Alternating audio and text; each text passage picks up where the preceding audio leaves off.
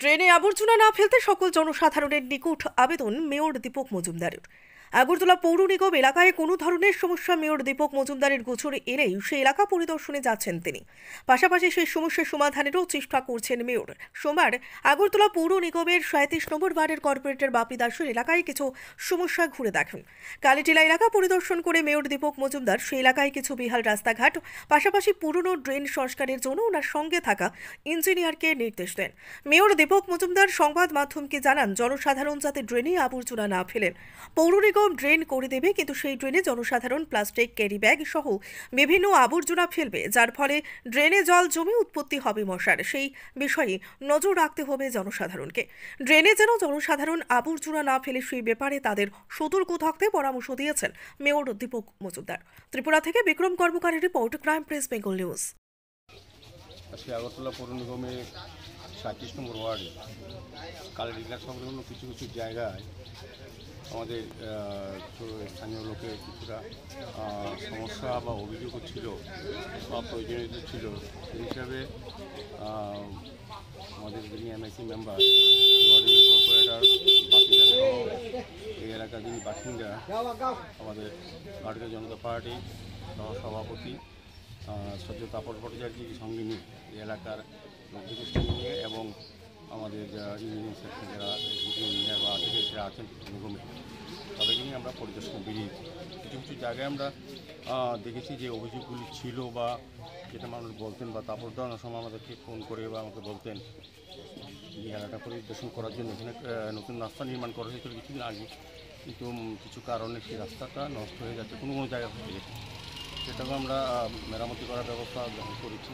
পাশাপাশি ড্রেনগুলি কিছুটা ভেঙে গেছে, কিছুটা আমাদের অসচেতনতার কারণে বা অসচেতনতার কারণে প্লাস্টিক ফেলার কারণে জল জমে যায়, মানুষের বাড়িতে জল ঢুকে, অবস্থা বাড়িতে জল ঢুকে বেশ কষ্ট।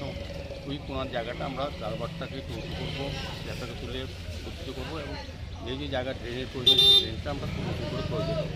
তো আমার অনুরোধ থাকবে, যেটা আমরা পর্যবেক্ষণ করেছি কাপড়দা সহ বাপিদার সহ আমরা, এটা আমাদের কিছুটা দায়িত্ব নিতে হবে এলাকার।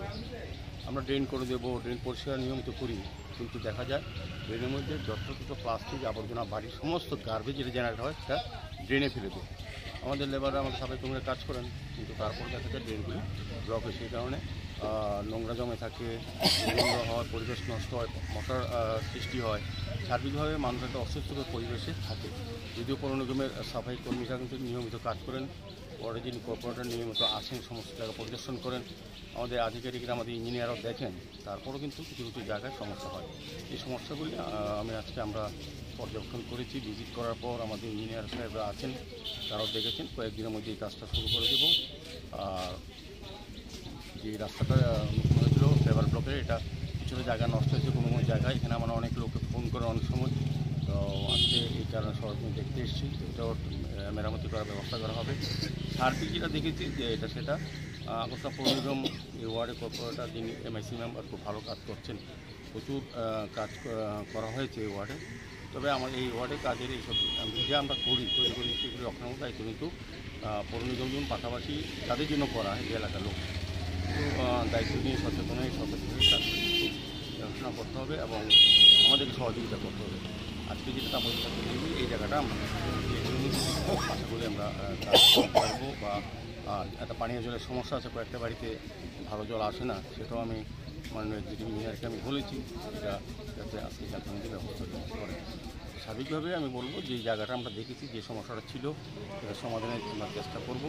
পাশাপাশি আর এলাকার মানুষকে অনুরোধ করবো আমাদেরকে সহযোগিতা করা।